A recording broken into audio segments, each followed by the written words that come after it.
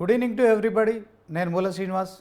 ఇక హైడ్రా హై స్పీడ్తో దూసుకెళ్తోంది. హైడ్రా రథసారథి సీఎం రేవంత్ అయితే మరి యుద్ధం చేస్తోంది మాత్రం ఐపీఎస్ అధికారి హైడ్రా కమిషనర్ రంగనాథ్. ఓవైపు కోర్టు ఆదేశాలు, మరోవైపు రాజకీయ ఒత్తిళ్లు. అయినా తగ్గేదేలే అంటోంది హైడ్రా. ఇక హైడ్రా కనపడిందా అంతే సంగతులు. ఆదివారం సెలవు దినం, పండగ అయినా పబ్బమైనా తూర్పున సూర్యుడు కళ్ళు తెరిచేలోపే ఆక్రమణలపై ఉక్కుపాదం మోపుతోంది హైడ్రా. ఇక హైదరాబాదులోని ప్రభుత్వ భూములు కాపాడడమే లక్ష్యంగా హైడ్రా దూసుకెళ్తోంది. హైడ్రాకు అక్కడక్కడ కోర్టు ద్వారా స్పీడ్ బ్రేకులు కూడా అడ్డుగా వస్తున్నాయి, కాస్త నెమ్మదిస్తోంది. కానీ ఇక విపక్షాలు కూడా విమర్శలు చేసినా ఏమాత్రం ఆగకుండా దూసుకెళ్తోంది హైడ్రా పంజా. ఇక హైడ్రా ఎక్కడో ఒకచోట పేదవాడి గుడిసెపై కూడా హైడ్రా పంజా పడుతోందన్న ప్రచారం కూడా వినిపిస్తోంది. నిజంగా హైడ్రా విషయంలో పేదోడికి ఒక న్యాయం, పెద్దోళ్ళకు ఒక న్యాయం జరుగుతోందా అనేది ఇప్పుడు మరి టోటల్గా ఆ సమాజంలో జరుగుతున్న చర్చ. ఇక ఇదే అంశంపై ఈరోజు స్పెషల్ డిబేట్. ఇక మనతో ఉన్నారు అనలిస్ట్ కోటేశ్వరరావు గారు, తర్వాత ఇక ఎర్రం రాజిరెడ్డి అడ్వకేటు, దిలీప్ కుమార్ కాంగ్రెస్ నాయకులు, ఇక మా ఇన్పుట్ ఎడిటర్ దూలం రాజమౌళి గౌడ్ కూడా మరి మనకు అందుబాటులో డెస్క్ నుంచి లైవ్లో ఉంటారు. సో ముందుగా కోటేశ్వరరావు గారితో మాట్లాడదాం. Good evening sir.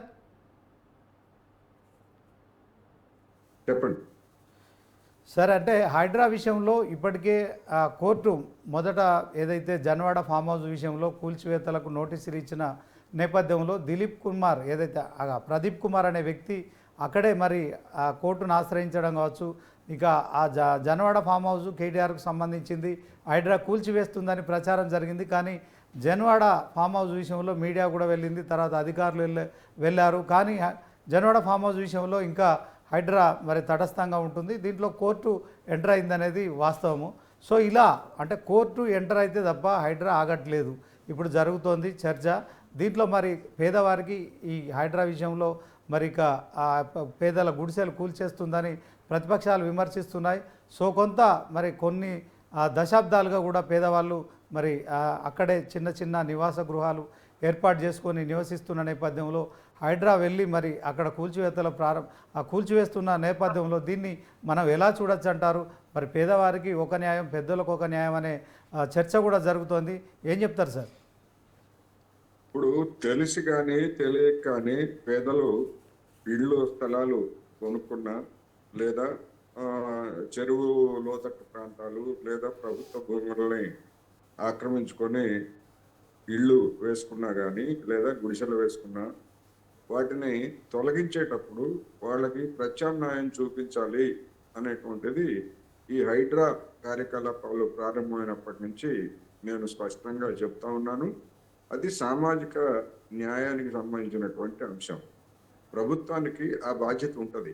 ఎందుకు అంటే ఒక నాలా కానీ లేదా ఒక చెరువు కానీ ఒక ప్రభుత్వ భూమి కానీ పేదల పేరుతో కావచ్చు లేదా ఇతరుల పేరుతో కావచ్చు ఎవరైనా ఆక్రమించుకున్నప్పుడు వాటన్నింటినీ తొలగించడానికి ఈ దేశంలో ఉన్నటువంటి హైకోర్టులు కానీ లేదా సుప్రీంకోర్టులు కానీ ప్రభుత్వ భూములు అన్యాక్రాంతం కాకుండా చూడటానికి, అదేవిధంగా సముద్ర తీరాల్లోనూ నదీ తీరాల్లోనూ అక్రమ కట్టడాలు లేకుండా, ఎందుకంటే పర్యావరణం దెబ్బతినకుండా లేదా నదులకు సంబంధించినటువంటి వాటర్ కోర్స్ ఏదైతే ఉందో దానికి ఆటంకాలు కలగకుండా ఉండాలనేటువంటివి గతంలో అనేక సందర్భాల్లో నిర్ద్వందంగా చెప్పాయి. ప్రపంచవ్యాప్తంగా ఉన్నటువంటి ట్రెండ్.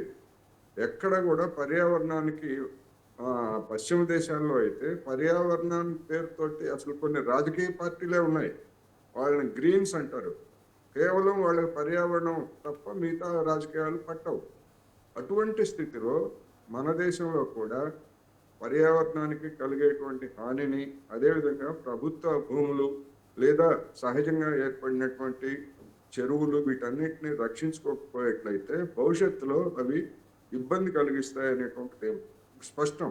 చూసాం ఈ మధ్యనే పక్కనే ఉన్నటువంటి ఆంధ్రప్రదేశ్లో బుడమేరు, విజయవాడ పక్కనే బుడమేరు అనేటువంటి ఒక చిన్న నది పారుతుంది. దానికి ఫ్లాష్ ఫ్లడ్స్ వస్తాయి. ఫ్లాష్ ఫ్లడ్స్ వచ్చినప్పుడు దాదాపు 4 లక్షలు 5 లక్షల మంది విజయవాడ నగర జనాభా దాని మునకు గురై ఎంత ఇబ్బంది పడ్డారో మనం చూసాం. దానికి కారణం ఏమిటి అంటే దానికి సంబంధించినటువంటి ప్రాంతాలన్నింటినీ కూడా ఆక్రమించుకొని నివాసాలు ఏర్పాటు చేసుకోవడం, నీరు దిగువకు పోకుండా అనేకమైనటువంటి ఆటంకాలు ఏర్పడటం అనేటువంటిది అందరికీ తెలిసినటువంటి సత్యం. అందువలన హైడ్రా ఇటువంటి చర్యలు తీసుకునే ముందు, లేదా హైడ్రా తీసుకోవడం అంటే ప్రభుత్వం ఇచ్చినటువంటి అధికారమే దానికి. ఆ సందర్భంగా సామాజిక న్యాయం, పేదలుగా ఉన్నటువంటి వాళ్ళందరినీ కూడా తొలగించేటప్పుడు వాళ్ళకి ముందు ప్రత్యామ్నాయం చూపించాలి అనేటువంటిది పదే పదే చెప్తున్నాం. ఇప్పుడు కూడా అదే చెప్తున్నాను. కాకపోతే ఏంటంటే రాష్ట్ర ప్రభుత్వం ఇంతవరకు దానికి సంబంధించినటువంటి నిర్దిష్టమైనటువంటి చర్యలు ఏవి తీసుకోలేదు. ఇది ఆందోళన కలిగించేటువంటి అంశం. అందుకని ప్రభుత్వం ఇప్పటికైనా అటువంటి పేదలు ఎంతమంది ఉన్నారు, వాళ్ళు తెలుసుకోకపోయినా పేదలుగా ఉన్నటువంటి వాళ్ళకి ఉచితంగా ప్రత్యామ్నాయ స్థలాలు ఇస్తారా, లేకపోయేట్లయితే ఇప్పటికే కట్టున్నటువంటి డబుల్ బెడ్రూమ్ ఇళ్ళు ఎక్కడైనా ఖాళీగా ఉండేట్లయితే వాటిని ఇచ్చి వాళ్ళకి న్యాయం చేకూరుస్తారా అనేటువంటిది ఒకటైతే, మధ్యతరగతిగా కొనుక్కున్నటువంటి వాళ్ళకి 20 ఏళ్ల క్రితం కొనుక్కున్నా, ఇప్పుడు కొనుక్కున్నా, ఎప్పుడు కొనుక్కున్నా మధ్యతరగతి వాళ్ళకి ప్రభుత్వం సేకరించినటువంటి ప్రభుత్వ భూముల్లో ప్రభుత్వ రేట్లకి ఏదో ఒక దామాషా ప్రాతిపదికన వాళ్ళకి కూడా స్థలాలు ఇచ్చి వాళ్ళ దగ్గర డబ్బులు వసూలు చేసే కొంతమేరకు ప్రభుత్వ రేట్లకి ఇచ్చినా కానీ వాళ్ళ హైదరాబాద్ పరిసరాల్లో చాలా రిలీఫ్ ఉంటుంది. బయట మార్కెట్లో ఉన్నటువంటి రేట్కి ప్రభుత్వ రేట్కి ఎంత తేడా ఉందని అందరికీ తెలుస్తుంది. అందుకని మధ్యతరగతి వాళ్ళకి కూడా అలాంటి వెసులుబాటు న్యాయం చేయాలి. ఇక కేవలం ధనికులుగా ఉన్నటువంటి వాళ్ళు, లేదా అసలు భూ కబ్జానే వృత్తిగా ఉండి దాన్ని ఆక్రమించుకొని ఇతరులకు అమ్మేసేటువంటి ఎవరైతే నేరగాళ్ళు ఉన్నారో అలాంటి నేరగాళ్ళు, లేకపోతే ధనవంతులుగా ఉన్నటువంటి వాళ్ళకి ఎలాంటి పరిహారం లేకుండా నిర్దాక్షిణ్యంగా వాటన్నిటిని కూల్చివేయాలి. ఆ కూల్చివేతకు అయ్యేటువంటి ఖర్చును కూడా వాళ్ళ నుంచి రాబట్టాలనేది నా అభిప్రాయం. అంతేకాదు, ఎవరైనా కంపెనీల తరఫున ఇప్పుడు ఉన్నటువంటి కొన్ని పెద్ద కంపెనీల పేర్లు వినిపిస్తున్నాయి, అనేక చెరువులను ఆక్రమించుకొని విల్లాలు లేకపోతే ఇటువంటివన్నీ కట్టారంటున్నారు. అటువంటి కంపెనీలు కనుక హైదరాబాద్లో గతంలో కట్టినవి కానీ లేదా ఇప్పుడున్నాయి కానీ వెనుకలో ఉంటే వాళ్ళ నుంచి నష్టపరిహారం కూడా రాబట్టి బాధించాలనేది నా అభిప్రాయం. అందువల్ల ప్రభుత్వం మీద అలాంటి ఒత్తిడి చేయాలి బాధితులుగా ఉన్నటువంటి వాళ్ళు అనేది కూడా ఈ సందర్భంగా నేను చెప్పదలుచు. ఓకే సార్, ఈ విషయంలో మరి పేదల గుడిసెలు కూలుస్తున్నారు, మేము ఎట్టి పరిస్థితుల్లో అడ్డుకుంటామని చెప్పి కేంద్ర మంత్రి బండి సంజయ్ కామెంట్ చేశారు. ఎట్ ద సేమ్ టైం ఇంకా మేము కూడా ఊరుకోమని చెప్పి KTR, BRS party working president, అలాగే మాజీ మంత్రి ప్రస్తుతం ఎమ్మెల్యే కేటీఆర్ కూడా మరి వీళ్ళు మాట్లాడుతున్నారు. సో గతంలో హైడ్రాకు ఏర్పాటుకు మేము సహకరిస్తాం, దగ్గరుండి కూల్చేస్తామని చెప్పారు. కానీ పేదవాళ్ళ విషయంలో మాత్రం వీళ్ళు కూడా వ్యతిరేకిస్తున్నారు. సో దీంట్లో ఆ ప్రభుత్వం మరి ఇక బీఆర్ఎస్ ఎమ్మెల్యే మాధవరావు కృష్ణారావు కూకట్పల్లికి సంబంధించిన ఎమ్మెల్యే కూడా అసెంబ్లీలో చర్చ జరగాలని చెప్పి కూడా మాట్లాడారు. అట్ ద సేమ్ టైం దుర్గం చెరువు ఇష్యూ అయితే మరి అక్కడ ఒక లేక్ కమిటీ ఉంది. ఆ లేక్ కమిటీ మా వాదనలు వినాలని అక్కడున్న ఎవరైతే నివాసితులు ఉన్నారో వాళ్ళంతా కోర్టును ఆశ్రయించారు. కోర్టు మరి ఆ లేక్ కమిటీ ముందు మీ వాదనలు చెప్పుకోవాలి అంటే ఇక్కడ ఒక 2 దశల అంశాలు ఇక్కడ ఉన్నట్టు మనకు స్పష్టమవుతుంది సార్. ఒకసారి నోటీస్ ఇచ్చిందంటే హైడ్రా కూల్చేస్తుంది అనేది ఇప్పుడు ప్రచారం. తాజాగా మరి ఆ కోర్టు ఇచ్చిన ఏదైతే ఆదేశాలు ఉన్నాయో మరి ఒక 6 నుంచి 8 వారాల్లోపు 4 నుంచి 6 వారాలు ఇట్లా కొంత గడువు అయితే ఇచ్చింది. అక్కడ ఎవరైతే నివసిస్తున్నారో వారందరికీ కూడా అది రిలీఫ్ ఇచ్చినట్టు కోర్టు అని భావిస్తున్నారు. సో దీంట్లో కోర్టులో అవగాహన లేని పేద ప్రజల సంగతి ఏంటి? వాళ్ళ నివాసాలు కూల్చేస్తున్నారు, వాళ్ళ జీవితాలు రోడ్డున పడుతున్నాయి. వాళ్ళ కోసం ప్రభుత్వం ఏం చేయాలంటారు సార్? నేను ముందే చెప్పినట్టుగా వాళ్ళకి అటువంటి వాళ్ళు ఎంతమంది ఉన్నారు ఏమిటనేటువంటిది ముందు గుర్తించాలి. గుర్తించిన తర్వాత వాళ్ళకి హామీని ఇస్తూ ఒక ప్రత్యామ్నాయంగా చూపించాల్సినటువంటి బాధ్యత ప్రభుత్వం మీద ఉంది. ఎందుకు అంటే గూడు లేనటువంటి వాళ్ళకి ఇళ్ల స్థలాలు లేదా ఇల్లు కట్టిస్తామని ప్రభుత్వం పథకాలే ఉన్నాయి కదా, ఆ పథకాలను వాళ్ళకి అమలు జరపాలి. బాధితులుగా ఉన్నటువంటి వాళ్ళకి ముందు మొదటి ప్రాధాన్యత ఇచ్చి అమలు జరపాలి. ఆ విధంగా అమలు జరిపినప్పుడు సామాజిక న్యాయం అనేటువంటిది జరుగుతుంది. అందువల్ల ఇప్పుడు లేక్ ప్రొటెక్షన్ కమిటీలు అనేటువంటివి ఉన్నాయి. ఆ లేక్ ప్రొటెక్షన్ కమిటీలు కానివ్వండి, లేకపోతే ఆ లేక్ సంబంధించి FTL, బఫర్ జోన్ల నోటిఫికేషన్స్, ఇలాంటివన్నీ కూడా ప్రభుత్వ శాఖలు బాధ్యత రహితంగా కావచ్చు, లేకపోతే ఆక్రమణదారులతో కుమ్మక్కై కావచ్చు, ఏ కారణంతో అయినా కానీ అనేక అవకతవకలకి పాల్పడినటువంటి ఉదంతాలు గతంలో జరిగాయి. సార్. అందువలన అటువంటి ఉదంతాల్లో జరిగినప్పుడు మీరు ఫలానా నోటిఫికేషన్ మీరు ఇచ్చారు, ఆ నోటిఫికేషన్ ప్రకారమే మేము కొనుక్కున్నాము, ఇప్పుడు మాది అక్రమం అంటే ఎట్లా అనేటువంటి అంశాలు లేవనెత్తుతున్నారు. అది న్యాయమే, దాన్ని ఏమి కాదంటలేదు. సార్. అందుకని అలాంటి బాధితులు ఎవరైనా ఉంటే వాళ్ళు కొనుగోలు చేసింది అక్రమమో లేదా నిర్బంధనలకు విరుద్ధము అని కనుక తేలేట్లయితే అటువంటి వాళ్ళకి ప్రభుత్వమే స్థలాలను కొనుగోలు చేసి ప్రభుత్వ ధరలకి వాళ్ళకి అక్కడ నివాసాలు కట్టుకోవడానికి స్థలాలు కేటాయించాలి. అట్ ది సేమ్ టైము ఆ స్థలాల ఆధారంగా వాళ్ళు ఇళ్ల నిర్మాణానికి కూడా బ్యాంకులు, ఇతర ఫైనాన్షియల్ ఇన్స్టిట్యూషన్స్ ద్వారా వాళ్ళకి సాయం చేయాల్సిందిగా చేయాలనేటువంటిది నా అభిప్రాయం. Okay, thank you sir. ఎలాంటి సార్ ఓకే సార్. ఇక దిలీప్ కుమార్ గారు ఉన్నారు, కాంగ్రెస్ నాయకులు. దిలీప్ గారు, చెప్పండి.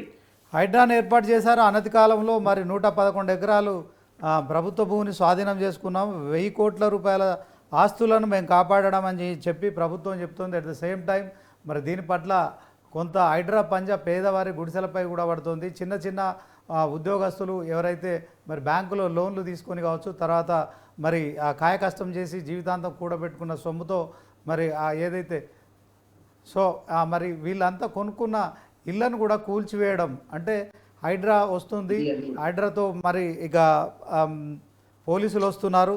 సో ఆ ఏరియా అంతా కవర్ చేస్తున్నారు. బాధితుల గోడు వినే అవకాశం లేదు, పోలీసులు వాళ్ళని ఆపుతున్నారు. దీంట్లో మరి ఏ ప్రభుత్వం అయినా ప్రజలకు ప్రజాకర్షకమైన పథకాలు ప్రవేశపెట్టడం, అట్ ద సేమ్ టైం ప్రజల ఓట్ల కోసము రాజకీయాలు మాట్లాడడం, ఇదంతా జరుగుతుంది. కాంగ్రెస్ ఇప్పుడు 10 ఏళ్ల తర్వాత, అంటే తెలంగాణ రాష్ట్రాన్ని ఇచ్చిన ఘనత కాంగ్రెస్ పార్టీది. మరి అలాంటి పార్టీ ఇప్పుడు 10 ఏళ్ళుగా తెలంగాణలో అధికారం కోల్పోయింది. ఏపీలో ఇంకా మీకు ఎంత డ్యామేజ్ అయిందో కాంగ్రెస్ పార్టీకి తెలిసిందే. మరి తాజాగా తెలంగాణలో స్థానిక సంస్థల ఎన్నికలు కూడా రాబోతున్నాయి. ఎందుకింత ధైర్యం చేశారు? దీంట్లో కాంగ్రెస్ పార్టీ ఇప్పటికిప్పుడు ఈ అంశము ఎప్పుడు తేలుతుంది? ఈ హైడ్రా విషయంలో మరి దానికి ఉన్న చట్టబద్ధత ఇంకా కల్పించే విషయంలో అసెంబ్లీలో బిల్లు చేయాలి. ఇవన్నీ ప్రతికూల అంశాలుగా మీరు భావించట్లేదా? చెప్పండి. ఒకటి, చట్టబద్ధత కల్పించడానికి సెషన్లో అసెంబ్లీ లేకపోతే సహజంగా కూడా ఆర్డినెన్స్ తీసుకొస్తారు.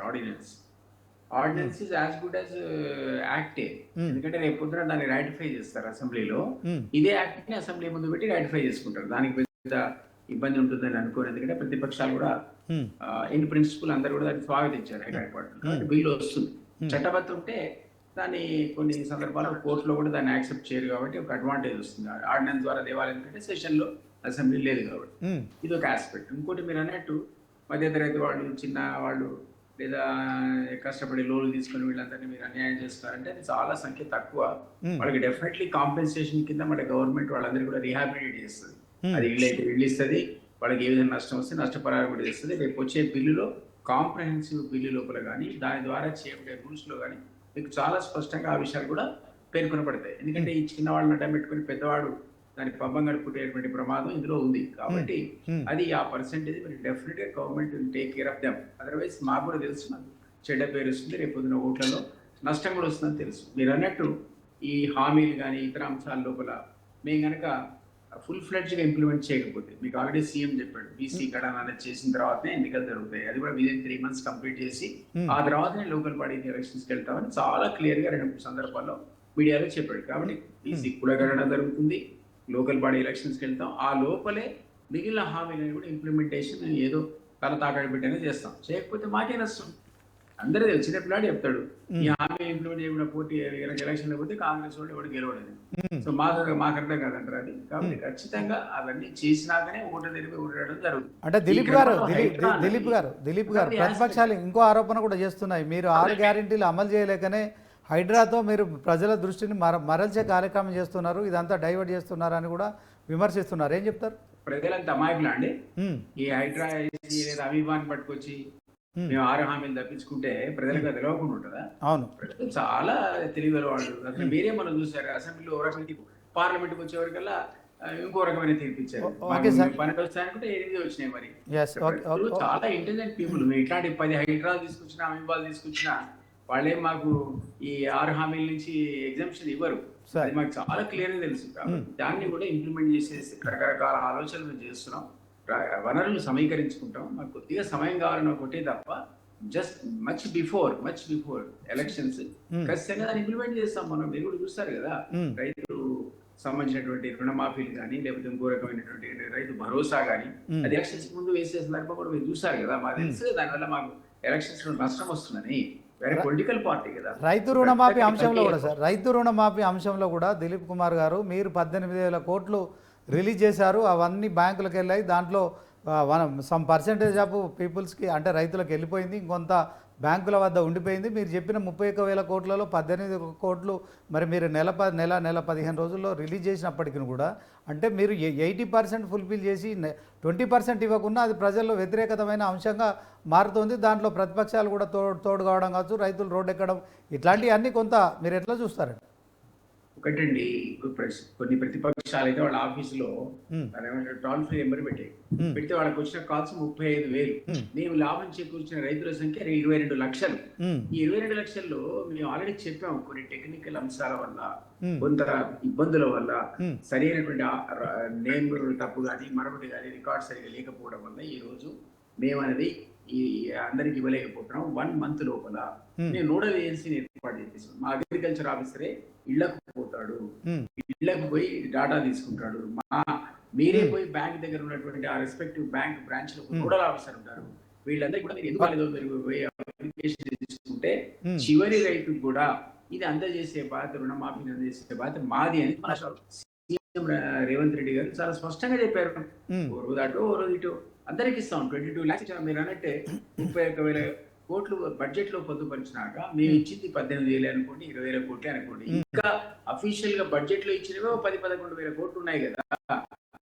రేపు 2 లక్షల పైబడి ఏవైతే వడ్డీని కట్టడానికి సిద్ధంగా ఉన్న వాళ్ళు కూడా లిస్ట్ ఇచ్చి మేము కూడా వడ్డీ క్లియర్ చేసి మాకు 2 lakhs ఇవ్వండి అంటే సిద్ధంగా ఉంది ప్రభుత్వానికి. పదే పదే ప్రకటించారు కదా. ఏంటి ఊళ్ళలో పోతే 1, 2, 10 మంది ఇట్లా వాళ్ళు ఉంటారు. నా దగ్గర మీరు మీడియా కెమెరాలు పెట్టి హంగామా చేసి ప్రతిపక్షాలు ఆగం చేసే ప్రజలకైనా తెలుసు విషయం ఏంటో మాకు తెలుసు. లక్షల కొద్ది లాభం కలిగిన రైతులు ఒక 10,000-20,000 మందికి రాకపోతే మీకు కూడా ఇస్తామా బాబు అని మేము చెప్తుంటే వాళ్ళని పట్టుకుని ధర్నాలు చేసి అయితే ఇంకో రకం చేస్తే ఎట్లా?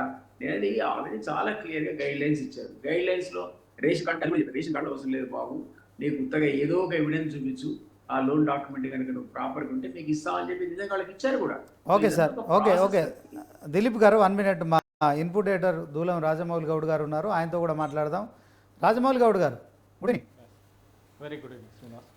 ఇప్పుడు తెలంగాణ రాష్ట్ర వ్యాప్తంగా హైడ్రా విస్తరిస్తోంది. హైడ్రాను కూడా మరి పక్క రాష్ట్రమైన ఆంధ్రప్రదేశ్ కూడా అనుసరించడానికి ఆలోచన చేస్తోంది. మరి హైదరాబాద్లో మాత్రం హైడ్రా ఎక్కడ పంజా విసురుతుందని మాత్రం ఒక సస్పెన్స్ తో పాటు జనం అయితే కొంచెం భయంగా గడుపుతున్నారు. ఈ విషయంలో కాంగ్రెస్ కేవలం హైదరాబాద్లో కాంగ్రెస్ పార్టీకి ఓట్లు వేయట్లేదు. అందుకే ఈ హైదరాబాదు పేదలపై కూడా రేవంత్ రెడ్డి సీఎంగా పగబట్టాడు అని చెప్పి కూడా ఇవాళ కేటీఆర్ మాట్లాడారు. దీనిపై ఏం చెప్తారు? సో శ్రీనివాస్, ఏదైతే హైదరాబాద్కు సంబంధించి ఇది మహానగరం, ఈ మహానగరంలో వివిధ రాష్ట్రాలు కావచ్చు, వివిధ దేశాల నుంచి కూడా ఇక్కడ బతకడానికి వలస జీవులు చాలా ఉన్నారు. ఇదే తెలంగాణ రాష్ట్రంలో అంటే ఉమ్మడి ఆంధ్రప్రదేశ్ రాష్ట్రంలో ఉన్నప్పుడు కర్ణాటక, కేరళ, తమిళనాడు, బెంగళూరు, ఒరిస్సా, మధ్యప్రదేశ్, మహారాష్ట్ర, ఛత్తీస్గఢ్ ఇలాంటి రాష్ట్రాల నుంచి వచ్చి ఇక్కడ బతికే వాళ్ళు మాత్రం చాలా వ్యక్తులు ఉన్నారు. కానీ ఇక్కడ చూసిందైతే ఏదైతే వీరి యొక్క మనోభావాలను దెబ్బతీసేలాగా మాత్రం ఇక్కడ బిల్డర్ అసోసియేషన్ అంటే బిల్డర్స్ మాత్రమే ఒక ముక్కుమడిగా ఏర్పడ్డారు. ఈ బిల్డర్సు నాలాలే కావచ్చు, చెరువులు కావచ్చు, లేదంటే మంచి అయితే ఇక్కడ ఉన్నటువంటి ఆ చెరువులను పూడ్చి మొత్తం మీద అక్కడ బిల్డర్స్ అసోసియేషన్గా ఏర్పడి ఒక్కొక్క బిల్డింగ్ను ప్రొవైడ్ చేసి కోట్లాది రూపాయలు అంటే మనం చూస్తున్నాం. గతంలో ఎప్పుడైతే హైడ్రా అనే ప్రక్షాళనకు మొదలుపెట్టి హైడ్రా పేరుతో ఏవి రంగనాథ్ గారిని రంగంలోకి దింపారు సీఎం రేవంత్ రెడ్డి గారు. ఈ నేపథ్యంలోనే ఫస్ట్ మనం చూసాం మాజీ మంత్రిది, మాజీ ఎమ్మెల్యేలది, వీరందరితో పాటు మరి కొంతమందిని కూడా అంటే వీరందరితో పాటు ఇందులో సీఎం రేవంత్ రెడ్డి అన్న తిరుపతి రెడ్డి కూడా ఉన్నాడు. అంటే అతని ఇల్లు కూడా కూల్చడానికి మీరు వెనుక ఆడలేడు సీఎం రేవంత్ రెడ్డి. ఎందుకంటే ఎవరైనా చట్టానికి అతిథులే, నా అన్న కావచ్చు బంధువులు కావచ్చు అనేది ముమ్మాటంగా చెప్పారు. దీంట్లో భాగంగానే కొంతమంది అంటే అందరితో పాటు కొంతమంది మీద మాత్రం ఇది అంటే కొంత ఎఫెక్ట్ పడ్డది. ఎందుకంటే ఇక్కడ జీవసించే మీరు అన్నట్టుగా పేద ప్రజలు అంటే బతుకు తెరువు కోసం వచ్చి కూలీనాలి పని చేసుకునే వాళ్ళు కావచ్చు, లేదంటే హాస్పిటల్లో సెక్యూరిటీ జాబ్ చేసుకునే వాళ్ళు కావచ్చు, లేదంటే ఇళ్లలో పని చేసుకునే వాళ్ళు కావచ్చు, వీళ్ళంతా కూడా ఒక్కొక్క రూపాయి కూడబెట్టుకొని రెంట్లకు ఉంటున్నారు. కొంతమంది లైఫ్ లాంగ్గా, కొంతమంది చిన్న అంటే 50 గజాలలో ఇండ్లు కొనుక్కుంటాం ఇలాంటివి చేసుకొని దానికి చట్టబద్ధతగా అధికారులు కూడా వీటికి కట్టుకోవడానికి పర్మిషన్ ఇచ్చారు.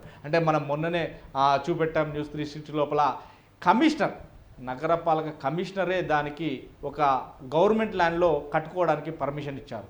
అలాంటి వ్యక్తులు చాలా వరకే ఉన్నారు అనేది మాత్రం స్పష్టంగా అర్థమవుతుంది. ఈ నేపథ్యంలోనే గత 2 రోజులుగా మనం చూస్తున్నాం, ఏదైతే శని ఆదివారాల్లో ఈ 2 రోజుల ఏవి రంగనాథ్ సుమారుగా 500 మంది సెక్యూరిటీ అంటే పోలీస్ సిబ్బందితోటి వెళ్ళి కూలగొట్టడాలు చూసాం. కానీ ఒక చిన్న అమ్మాయి అంటే 2nd క్లాస్ చదివే అమ్మాయి ఆ బాధను వర్ణాతీరం అని చెప్పచ్చు. ఆ బాధను సీఎం రేవంత్ రెడ్డి దృష్టికి ఎలా తీసుకువెళ్ళాలి అనేది కూడా చాలామంది ప్రయత్నించినా కానీ కొంతమంది వెనకడుగు వేశారనేది కూడా తెలుస్తుంది. ఎందుకంటే కొంత సమయం అంటే వారికి మేము కూల్చొద్దు అనట్లేదు, అడ్డుకుంటామనట్లేదు, ఏమి చెప్పట్లేదు. కొంత వ్యవధి ఇవ్వండి, ఒక వారం రోజులు, 5 రోజులు వ్యవధి ఇవ్వండి. వ్యవధిస్తే మేము తట్టబుట్ట సదురుకొని బయటికి వెళ్ళిపోతాం, మా ప్రయాణానికి మేము సిద్ధమవుతాం, మా సామాను మేము తీసుకువెళ్తామన్నా కానీ వినలేదు. మా అందరిని మెడలు పట్టుకొని బయటికి, చిన్నపిల్లలను చూడకుండా బయటికి తీసుకొచ్చి మొత్తాన్ని కూల్చేశారు అని చాలామంది అంటే అక్కడ అభాగ్యులు ఉన్నారు. ఎందుకంటే కొంతమంది రెంట్కు ఉంటే వాళ్ళు ఉన్నారు, కొంతమంది 50-60 గజాలలో కొనుక్కున్న వాళ్ళు ఉన్నారు, కొంతమంది అయితే వారు చెప్పే బాధలలో చూస్తే మాత్రం చాలా వర్ణతీరంగా ఉంది. కానీ ఇక్కడ చూస్తే ఎవరిని కూడా సహించేది లేదు అన్నట్టుగా రేవంత్ రెడ్డి ప్రభుత్వం ముందుకెళ్తుంది. దాంట్లో ఎక్కడ కూడా పొరపాటు జరగట్లేదు అనేది శాయశక్తులు అందరికీ అర్థమైన విషయం. ఎందుకంటే ఒక ప్రక్షాళన మనం చూస్తున్నామా, ఇంత పెద్ద మహానగరం హైదరాబాద్లో చినుకు పడితే చాలు ఎక్కడికి నడవలమంటే నీళ్ళు వస్తున్నాయి. ఇవంతా డ్రైనేజ్ వ్యవస్థ. డ్రైనేజ్ చక్కగా లేదు అంటే ఆ డ్రైనేజ్ మీదనే ఇండ్లు కట్టున్నారు. ఇక చెరువులు అంటే చెరువులు మొత్తానికి ఎక్కడా లేవు. మనం చూస్తాం హైదరాబాద్లో గతంలో ఎన్ని వేల చెరువులు ఉన్నాయి, ఇప్పుడు ఎన్ని వందల చెరువులు ఉన్నాయి. అవన్నీ కాకుండా మంచి చెరువులు అంటే పెద్ద చెరువులు ఇవన్నీ చూస్తే ఇప్పుడు ప్రక్షాళన చేసే మూసీ నది వెంట 13,000 హౌజెస్ అంటే 13,000 హౌజెస్ అక్రమంగా నిర్మించారు. అవందరికి కూడా న్యాయం చేస్తాం, డబుల్ బెడ్రూమ్ ఇల్లు ఇస్తామంటూ కూడా కొంత వినబడుతుంది. ఈ నేపథ్యంలోనే ఇక మూసీ నది ప్రక్షాళనకు కూడా స్టార్ట్ అవుతుందనేది వినబడుతుంది. కానీ రేవంత్ రెడ్డి ప్రభుత్వం లోపల ఆచితూచి వ్యవహరిస్తే బాగుంటుందేమో అని కూడా కొంతమంది పెద్దల సలహాలు ఉన్నాయి. ఎందుకంటే తెలంగాణ ఇస్తే ఆంధ్రప్రదేశ్ తెలంగాణలో కాంగ్రెస్ మనుగడ లేకుండా పోతుందని తల్లి సోనియా గాంధీకి తెలుసు అనేది కూడా వారికి అర్థమయ్యే ఉంటుంది. అలానే ఇప్పుడు కూడా రేవంత్ రెడ్డి ప్రభుత్వం లోపల మూసీ నది ప్రక్షాళనతో పాటు వివిధ నగరాలు అంటే వివిధ పట్టణాలు, ఇందులో తెలంగాణలో ఉన్న పట్టణాలు ప్రక్షాళన చేస్తే బాగానే ఉంటుంది. కానీ ఈ ఒక్కటి హైడ్రా అనే పేరుతోటి వచ్చి కానీ సామాన్యుల భారం మోపి సామాన్యుల ఇండ్లను చితకబాది అంటే లేకుండా చేస్తే బాగుండదు, కొంత వ్యవధిస్తే బాగుంటుంది. ఇప్పుడు రాబోయేది లోకల్ బాడీ ఎలక్షన్స్లో మేము గెలవకపోయినా పర్లేదు అనే పోకడ మీదనే సీఎం రేవంత్ రెడ్డి వెళ్తున్నట్టుగా కూడా పెద్దలు అనుకుంటున్నారు, ప్రేక్షకులు కూడా చూస్తున్నారు. ఇదే నేపథ్యం ఉంది. అయినా పర్లేదు అంటే మొత్తం మీద తెలంగాణ సాధించడం కోసం అసలు బారిన ప్రాణత్యాగాలు ఎన్నో ఉన్నాయి. అలాగే ఇప్పుడు హైదరాబాద్ నగరాన్ని సస్యామలం చేయాలి, మళ్ళొక హైదరాబాద్ నగరాన్ని అభివృద్ధి పదంలో నడపాలంటే ప్రక్షాళన అవసరం అనేది కూడా సీఎం రేవంత్ రెడ్డి దృష్టిలో ఉన్నట్టుంది. దీన్ని ప్రక్షాళన చేయడానికే పూనుకున్నాడని కూడా తెలుస్తుంది. కానీ దీంట్లో కొంత మేరకు ఎందుకంటే తన అన్నకు నోటీస్ ఇచ్చారు, కోర్టుకు పోయేంత టైం కూడా ఇచ్చారు. కానీ మాకు ఏ నోటీస్ ఇవ్వలేదు, ఏ టైం ఒక్కరోజు టైం కూడా ఇవ్వలేదు, కనీసం గంట టైం కూడా ఇవ్వలేదు అనేది మాత్రమే పేద బ్రతుకులు అల్లాడుతున్నటువంటి మాట. ఈ మాటల లోపల కొంతవరకు ఈ తెలంగాణ గవర్నమెంట్ చూడాలనేది కూడా ప్రతి ఒక్కరి ఆశ. ఇదే నేపథ్యంలోనే ఇటు ప్రతిపక్షాలు కూడా దుమ్మెస్తూ పోస్తున్నాయి, ప్రతిపక్షాలు కూడా చెప్తున్నాయి. ఎందుకంటే హైడ్రా పేరుతోటే ఉన్నారు అని చెప్పేసి. ఏవి రంగనాథ్ అంటే సినిమాలో మనం హీరోలు ఎలా చూస్తామో పోలీసులో ఒక హీరోని కూడా మనం చూస్తున్నాం. అదే హీరో ఇప్పుడు ఏదైతే హైడ్రాలోకి ఎంట్రీ చేసిన నేపథ్యంలో ఎవరిని కూడా సైన్ చేయలేదు, దాని మీద వెళ్తామంటారు. రాజమౌళి గారు మీరు అలాగే లైన్లో ఉండండి. మనతో ఆ న్యాయవాది ఎర్రం రాజిరెడ్డి గారు జాయిన్ అయ్యారు. ఆయనతో మాట్లాడదాం. రాజిరెడ్డి గారు, గుడ్ ఈవినింగ్ సార్. ఇప్పుడు 100 మంది దోషులు తప్పించుకున్నా పర్లేదు, ఒక నిర్దోషికి శిక్ష పడదు. ఇది భారతీయ శిక్షా స్మృతి. సో దీంట్లో ఐపీఎస్ అధికారిగా ఉన్న రంగనాథ్ ఇప్పుడు హైడ్రా కమిషనర్ అయ్యారు. సో ఆయన మరిక మంది మార్బలం అంటే పోలీసు బలగాలతో వెళ్తున్నారు, నోటీసులు ఇస్తున్నారు, కూల్చివేతలకు పాల్పడుతున్నారు. ఓకే, అక్రమాలు పాల్పడే విషయంలో మరి న్యూస్ 360 మొదటి నుంచి హైడ్రాకి సపోర్ట్ చేస్తుంది. అదే క్రమంలో మరి చాలా క్షేత్రస్థాయిలో కూడా ఎన్నో గ్రౌండ్ రిపోర్ట్లు చేశాము. సో పేదలకు సంబంధించిన ఆస్తుల విషయాలు వెలుగులోకి తెచ్చాము.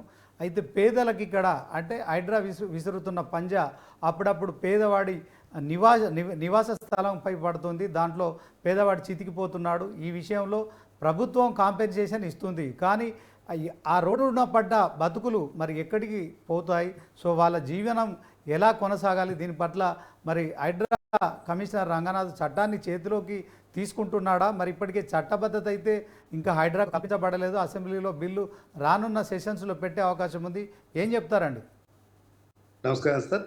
ఇప్పుడు ఒక విషయం మనం ఇక్కడ చూడాలి. హైడ్రా అనేది తీసుకొచ్చారు, అది అక్రమ కట్టడాలు మాత్రమే కూరుస్తున్నారు అనేది మనం చూస్తూ ఉన్నాం.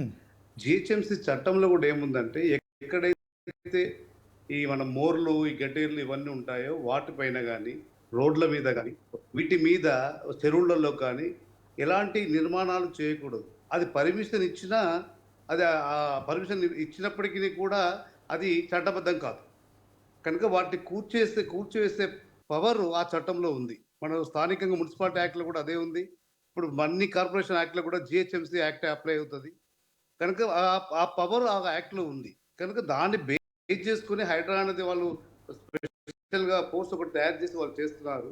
దానికి చట్టబద్ధత అనేది నెక్స్ట్ ఏం చేస్తారు, దానికి ఇంకేమైనా పవర్స్ కూడా మాత్రమే చట్టబద్ధత కల్పిస్తున్నారు.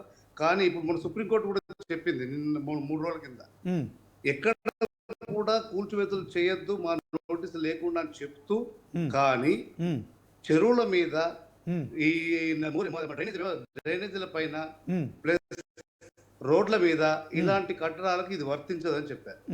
దాన్ని బట్టి మనకు ఒక విషయం స్పష్టంగా అర్థమైంది. ఏదైతే చట్టంలో మనము ఈ కాలువలు కానీ, నీటి ప్రవాహాలు కానీ, చెరువులు కానీ, మోర్లు కానీ, డ్రైనేజ్ వ్యవస్థ కానీ, ఈ రోడ్లు కానీ వీటి మీద కట్టినప్పటికీ కూడా చట్టబద్ధత లేదు.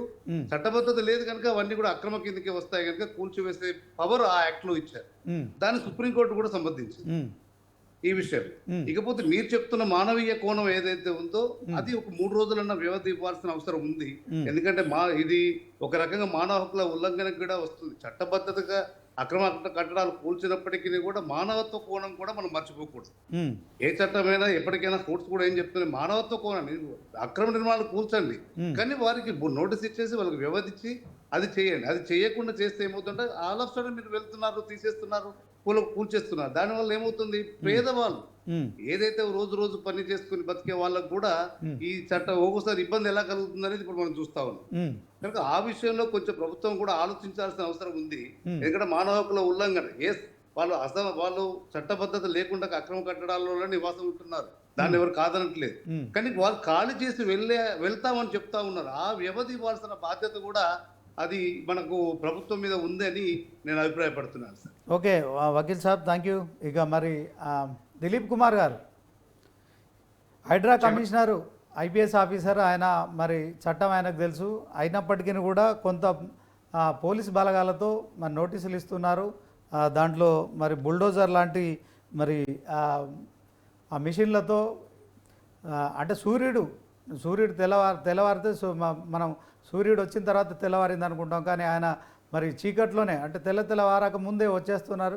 పంజా విసురుతోంది, అక్కడ బిల్డింగులు నేలమట్టం అయిపోతున్నాయి. ఇది కొంత మానవ హక్కుల ఉల్లంఘన కిందికి వస్తుంది. ఇక మళ్ళీ దీంట్లో పేదలకు ఒక న్యాయం, పెద్దలకు ఒక న్యాయం అన్నట్టు కోర్టును ఆశ్రయిస్తే వాళ్ళకి రిలాక్సేషన్ వస్తుంది, పేదలకు మాత్రం అవకాశం లేకుండా పోతుంది. సో మీరు ఇచ్చే కాంపెన్సేషన్ ఎప్పుడు ఇస్తారు? పేదలకు మీరు ఎలాంటి భరోసా కల్పిస్తారు? పేదలేమో అక్రమంగా నివసించాలనుకోరు, తర్వాత వాళ్ళే పెద్ద మేడలు కట్టుకోలేరు. పెద్దవాళ్ళ విషయంలో ఒక న్యాయం, పేదవాళ్ళ ఒక విషయంలో ఒక న్యాయం జరుగుతుందనే ప్రజల్లో ఒక సమాజంలో ఇట్లాంటి ప్రచారం జరుగుతుంది. ఇదే ప్రతిపక్షాలు కూడా ఆరోపిస్తున్నాయి. ఏం చెప్తారు సార్? నేను ఇంతకుముందు కూడా చెప్పాను, ఇట్లాంటివి 1% మాక్సిమం 2% నుంచి ఉండవండి. అంటే వీళ్ళు ప్రియారిటీ ఇస్తున్నది అక్రమ పెద్ద బిల్డింగ్స్, ఇట్లాంటివి ట్యాంకుల్లో వాటికి ఉన్నటువంటి ఈ ఫ్లడ్ లెవెల్ లోపల ఉన్న వాటికే ముందు ప్రయారిటీ ఇస్తున్నారు. కానీ నిజానికి అక్రమ లేఅవుట్లు కానీ అక్రమ కట్టడాలు కానీ హైదరాబాద్ 30 ఏళ్ల కింద మీరు కనుక పిక్చర్ దాని ఏమంటారు సెటిలైట్ ఇమేజరీ తీసుకొని చూస్తే ఇది ఇక్కడ 650 ట్యాంకులు ఉండాలి, 300 మాయమైపోయినాయి 350. కాబట్టి అవన్నీ కూడా హైడ్రా నిజంగా దానికి కూర్చాలంటే అయ్యే పని కాదు. అది మనకున్న సిబ్బందితో అయ్యే పని కాదు. రాష్ట్ర ప్రభుత్వంలో ఉన్న ఉద్యోగులందరూ కూడా అదే పని మీద పెడితే కూడా నాకు తెలిసి 6 నెలలు పడుతుంది టెంట్ కూలగొట్టడానికి. కాబట్టి ఆ కార్యక్రమంలో ప్రభుత్వం లేదు. ఖచ్చితంగా కూడా ఇట్లాంటి టాప్ టార్గెట్స్ వెళ్తున్నారు వాళ్ళని కూర్చుకుంటూ పోతే కనీసం ఒక లెసన్ లాగా ఇంతమంది అడ్వకేట్ గారు చెప్పినట్టుగా రెడ్డి గారు చెప్పినట్టుగా మీలో దగ్గర పూర్తి వస్తుంది. వాడు కొనేవాడు 10 సార్లు ఆలోచిస్తాడు. ఇక బాంబు దీనికి లేఅవుట్ ఉందో లేదో, దీనికి అసలు పర్మిషన్ ఉందో లేదో, ట్యాంక్ దాంట్లో ఉందో లేదో అని ఆలోచించుకుంటాడు. అవేర్నెస్ క్రియేట్ చేయడం కూడా ఒక ఆబ్జెక్టివే కదా. అయితే మీరు అంటే 1-2% మానవేయకుండంలో కొంత వాళ్ళకి ఇబ్బంది జరుగుతుంది. నేను చాలా క్లియర్ చెప్పాను. రేపు ఇచ్చేది అసెంబ్లీ సెషన్ లో లేదు కాబట్టి, క్యాబినెట్ డెసిషన్ అయిపోయింది కాబట్టి దీనికి ఉన్న పవర్స్ అనేవి కూడా గవర్నర్ దగ్గరికి ఆర్డినెన్స్ రూపంలో పంపిస్తారు. ఆర్డినెన్స్ సంతకం పెట్టిన తర్వాత మీకు రూల్స్ ఫ్రేమ్ చేస్తారు. రూల్స్ ఫ్రేమ్ చేసిన సందర్భంలో ఇట్లాంటి సందర్భంలో ఎవరికి ఎంత కాంపెన్సేషన్ అయ్యాలో చాలా క్లియర్ గా అందులో రూల్స్ స్పెల్ అవుట్ చేయబడతాయి. చేయబడిన తర్వాత వాళ్ళు ఖచ్చితంగా వీళ్ళందరినీ లిస్ట్ తీసుకొని వాళ్ళకి కాంపెన్సేషన్ కూడా ఇస్తారు. ఇందులో కాస్త గ్యాప్ ఒక 3 నెలలు మాక్సిమం 3 నెలలు ఇబ్బంది సామాన్యుడికి జరిగి ఉండొచ్చు. కానీ ఆ సామాన్యుడికి ఇబ్బంది పెట్టడానికి పొలిటికల్ పార్టీగా మేము నిర్ణయం తీసుకుంటామండి. మాకు కూడా తెలుసు కదా సామాన్యుడికి ఇబ్బంది పెడితే మా ఓట్లు పోతాయని. జరిగే పని కాదు. దానికి సరి అయినటువంటి కాంపెన్సేషన్ ఆ తర్వాత ఆర్డినెన్స్ ని ఎప్పుడైతే సెషన్ వస్తుందో దానికి ఇంట్రడ్యూస్ చేస్తారు. ఆర్డినెన్స్ ఆల్రెడీ ఇష్యూడ్ కాబట్టి అది డిబేట్ కూడా అవుతుంది. విపక్షాలకు కూడా అవకాశం ఉంటుంది వాళ్ళ అభిప్రాయాలు చెప్పడానికి, సవరణలకు సూచన చేయడానికి కూడా ఉంటుంది. ఇవన్నీ అయిపోయినాక చట్టం తీసుకుంటుంది రూపం. కానీ చట్టం రూపం తీసుకునే టైం ఉంది కాబట్టి ఈరోజు హైడ్రా ఆల్రెడీ యాక్షన్ లో ఉంది కాబట్టి ఎవరైనా మీరు అన్నట్టు కోర్టుకు పోయి డబ్బులు వాడు లేదా పవర్ఫుల్ ఉన్నవాడు స్టే తెచ్చుకోకుండా ఉండడానికి ఆర్డినెన్స్ వస్తుంది. ఆర్డినెన్స్ వస్తే కోర్టులు అంత ఈజీగా ఇంటర్ఫియర్ కావు. దానికి చట్టబద్ధత వస్తుంది కాబట్టి ఇది ఆబ్జెక్టివ్. కానీ సామాన్య ఇబ్బంది పెట్టడానికి హైడ్రా ఎందుకు ఉంటుందండి? రంగనాథ్కు తెలుసు, సీఎం రేవంత్ తెలుసు, మాకు తెలుసు. అది జరిగే పని కాదు. కాస్త కూస్తో రెడ్డి గారు అన్నట్టు ఎస్ ఒక 1-2% ఇబ్బంది జరుగుతున్నమాట వాస్తవమే. అయినా బై అండ్ లార్జ్ 99% అపోజిషన్ కానీ ఇతర ప్రజలు కామని కామన్ మ్యాన్ మంచి పని జరుగుతుంది, మంచి పని చేస్తున్నారని అంటున్నారు. కానీ ఎవరు కూడా హైడ్రాను వ్యతిరేకించట్లేదు. ఇంకా వరంగల్లో ఇంకో దగ్గర అక్కడ వేరే కమిటీలు వేసుకున్నారు. అక్కడ కూడా దాని డిమాలిషన్ మొదలు పెట్టారు. Because they want this to be implemented everywhere. So దానికి ఉన్నటువంటి ఇంతకుముందు మిత్రుడు చెప్పాడు రాజారెడ్డి గారు, అక్కడ ఉన్నటువంటి చట్టాలే సరిపోతాయి దాన్ని కూలగొట్టడానికి. నువ్వు లేవుడు గవర్నమెంట్ ఇచ్చినా సరే లేదా మున్సిపల్ కార్పొరేషన్ సరే, నువ్వు కనుక ఇల్లీగల్ ఆక్యుపెన్సీ నువ్వు ఆక్యుపెంట్ అయితే నీకు చెల్లదు, అప్పుడు కూడా ఇల్లీగల్ అవుతుందని చెప్పాడు చాలా క్లియర్. కాబట్టి ఆ చట్టంలో ఉన్నటువంటి కూరలు సరిపోతాయి. ఈరోజు ఇతర నగరాల్లో కూడా అది వరంగల్లో చేస్తే వాటర్ అవుతుంది, ఖమ్మంలో చేస్తే కాటర్ అవుతుంది, ఇంకోటి అవుతుంది. ఇవన్నీ కూడా పెట్టేటువంటి ఆలోచనలో స్థానికంగా ఉన్నటువంటి కలెక్టర్స్ కూడా ఉన్నారు. అది జరగాలని ప్రతివాడు కోరుకుంటున్నారు. దీంట్లో రిస్క్ మాకుంది, విపక్షాలకు లేదు. హైడ్రా కాస్త అటు ఇటు జరిగిందంటే పొలిటికల్ లాస్ మాకండి బాబు. ధైర్యం చేశాడు సీఎం. అందుకే నారాయణ గారు పులి మీద స్వారీ చేస్తున్నాడు. నిజమే, అది పులి మీద స్వారీ చేస్తున్నా సరే ధైర్యంగా ఈ రోజు ఆయన నిలబడ్డాడు. ఎవరిదైనా కానీ మా పార్టీ కూలగొట్టమని చెప్తున్నాడు. అందులో లిస్ట్ లో అది ఏకంగా మా రెవెన్యూ మినిస్ట్రీ ఉంటే ఇల్లు ఏదో కూలగొట్టిండు అన్నాడు. సీఎం అన్నదో తమ్ముడు అన్నాడు. నాది తెలియకుండా కూలగొట్టి పారాయండి అన్నాడు. కేటీఆర్ అన్నాడు నాది కాదు మా ఫ్రెండ్ అయినా సరే అది ఇల్లీగల్ అని మీరు చెప్పండి, నేనే వచ్చి నిలబడతాను. ఆ రకంగా విపక్షాలు స్వాగతిస్తున్న సందర్భంలో మనం 1-2% ఇట్లాంటి పొరపాట్లను కాస్త కూస్తో కొద్దిగా సమయంతో కనుక బేర్ చేయగలిగితే వాటికి 100% కాంపెన్సేషన్ ప్రభుత్వం ఇస్తుంది. ఓకే సార్, స్థానిక సంస్థల ఎన్నికల్లో ఎలాంటి ఫలితాలైనా మీరు ఎదుర్కోవడానికి సిద్ధంగా ఉన్నారు. కానీ మీ ప్రభుత్వం ఏర్పడి ఇప్పుడు 10 నెలలు అవుతుంది. మీకు మరొక 4 ఏళ్ల 2 నెలల సమయం మాత్రమే మిగిలి ఉంది. సో హైదరాబాద్లో అంటే ఓవరాల్గా తెలంగాణ రాష్ట్ర వ్యాప్తంగా 4 కోట్ల ప్రజలు ఉంటే 1.5 కోటికి పైగా హైదరాబాద్ గ్రేటర్ పరిధిలో నివసిస్తున్నారు. సో మరి తరతరాలుగా మరి ఇదొక అంశం అయితే పెండింగ్లో ఉంది. మీరు ఒక అడుగు ముందుకేశారు, బాగానే ఉంది. కానీ ఏ మేరకు మీరు లక్ష్యాన్ని సాధించగలుగుతారనే నమ్మకం ఉంది. దీంట్లో మరి మీరు అన్నట్టు హైడ్రా ఖచ్చితంగా అక్కడ కూల్చివేస్తేనే అది కూల్చివేసిన అంశం కింద ఉంటుంది. ఎవరికి వారు స్వచ్ఛందంగా కూల్చుకోవట్లేదు. ఇప్పుడు మీరు జేబేరికి ఇచ్చారు, ఇట్లానే నోటీసులు ఏదైతే మరి కేటీఆర్కు సంబంధించిన ఫామ్ హౌస్ ఓవైసీ కూడా ఇచ్చారు. సో పార్టీలను చూడట్లేదు, మీరు సొంత పార్టీలో ఎవరైతే ప్రభుత్వంలో ఉన్న మంత్రుల విషయంలో కూడా సో వారితో క్లారిటీ ఇప్పించారు. కానీ మీరు మీకున్న పరిధిలో 4 ఏళ్లలో మీరు ఏ మేరకు సక్సెస్ అవుతారు? సో మీరు అనుకున్నట్టు ఆ సహజ సిద్ధంగా ఏవైతే ఉన్నాయో ఆ నాలాలు కావచ్చు, ఆ ట్యాంకులు కావచ్చు, అంటే చెరువులు కావచ్చు, వీటిని పునరుద్ధరించడంతో మరి భావితరాలకు అందించాలనే లక్ష్యం బాగానే ఉంది. కానీ ఇందాక రైతు రుణమాఫీ అంశంలో ఎట్లయితే మరి మీరు 80%, 70%, 60% ఇచ్చినప్పటికీ మిగతా పర్సంటేజ్ ఆఫ్ పీపుల్ సఫర్ అవుతున్నారు, ప్రభుత్వానికి వ్యతిరేకంగా కూడా మాట్లాడుతున్నారు. దీంట్లో ప్రతిపక్షాలు కూడా తోడవుతున్నాయి. సో స్థానిక సంస్థల ఎన్నికలతో మీ అధికారం బదిలీ కాదు, కానీ 4 ఏళ్లలో మీరు ఎలాంటి నమ్మకంతో ముందుకెళ్తున్నారు? మీకు ఎలాంటి ఫలితాలు ఎక్స్పెక్ట్ చేస్తున్నారు? ఇది పెద్ద పెద్ద సబ్జెక్ట్ మీరు అడిగింది. ఏదేమైనా సరే అన్ని కలిపి అడిగారు మీరు. నేనేమంటున్నా అంటే ఒక ప్రయత్నం చేస్తున్నాం. ఇప్పుడు గతంలో ముఖ్యమంత్రి అనేవాడు క్యాబినెట్ సమావేశానికి వస్తే ఇష్టం వచ్చినప్పుడు వచ్చి ఆ సంతకం పెట్టి ఆయన వెళ్ళిపోతే మిగిలిన వాళ్ళంతా లైన్ కట్టి సంతకాలు పెట్టేవాడు. క్యాబినెట్లో చర్చ కానీ సమిష్టి నిర్ణయం కానీ పార్టిసిపేషన్ కానీ ఉండేది కాదు. అట్లీస్ట్ ఈరోజు ఒక పార్టిసిపేషన్ ఉంది. మా మీద ఒక అలిగేషన్ ఏంటంటే మంత్రులు ఇష్టం వచ్చినట్టు మాట్లాడుతున్నారు, ఆయన ఒకటి చెప్తున్నాడు, ఈయనోటి చెప్తున్నాడు. అంటే మంత్రులకు మాట్లాడే స్వేచ్ఛ వచ్చింది. మీకు జ్ఞాపకం ఉంటే పాప నాయన నరసింహారెడ్డి 2 రోజులు అది ఆ ప్రజాభవన్కి పోయి వెయిట్ చేసి బయటకు వచ్చి ఆఖరికి అన్నాడు మళ్ళీ రేపు రమ్మన్నాడు అన్నాడు. మహమూద్ అలీ హోమ్ మినిస్టర్ ఉన్నప్పుడు అన్నాడు 24 hours వెయిట్ చేసి కలావబోలే అన్నాడు. అంటే మంత్రి హోమ్ మినిస్టర్కే అపాయింట్మెంట్ దొరకక, ఎంపీలకు దొరకక, మంత్రులకు దొరకక, అప్పుడు రాష్ట్రం ఏ విధమైన పరిస్థితిలో ప్రజాస్వామ్యం పరిడవిల్లిందో మనందరికీ తెలుసు. అక్కడి నుంచి ఈరోజు ఒక ట్రాన్స్పరెన్సీ వచ్చింది. ఈరోజు మీరు డైరెక్ట్గా సీఎంని కలవచ్చు, లేదు మంత్రిని కలవచ్చు, ఎమ్మెల్యేకి చెప్పచ్చు, ఎంపీకి చెప్పచ్చు. ఒక ట్రాన్స్పరెన్సీ అయితే వచ్చింది కదా. మీ వాదన కానీ మీ యొక్క బాధ కానీ ఓ దగ్గర చెప్పుకోవడానికి ఒక ఫోరం అయితే క్రియేట్ చేసాం. మేము అందుబాటులో ఉన్నాం. ఓకే సార్, ప్రజాపాలన ప్రతిబింబిస్తోంది రేవంత్ సర్కారు. Okay, thank you sir. మరి ఇది ఇవాల్టి స్పెషల్ డిబేట్. డిబేట్లో పాల్గొన్న అనలిస్ట్ కోటేశ్వరరావు గారికి, అలాగే అడ్వకేట్ ఎర్రం రాజిరెడ్డి గారికి, మరి కాంగ్రెస్ నాయకులు దిలీప్ కుమార్ గారితో పాటు మా ఇన్పుట్ ఎడిటర్ దూలం రాజమౌళి గౌడ్కు కూడా మరి ప్రత్యేక ధన్యవాదాలు. ఇది ఇవాల్టి స్పెషల్ డిబేట్.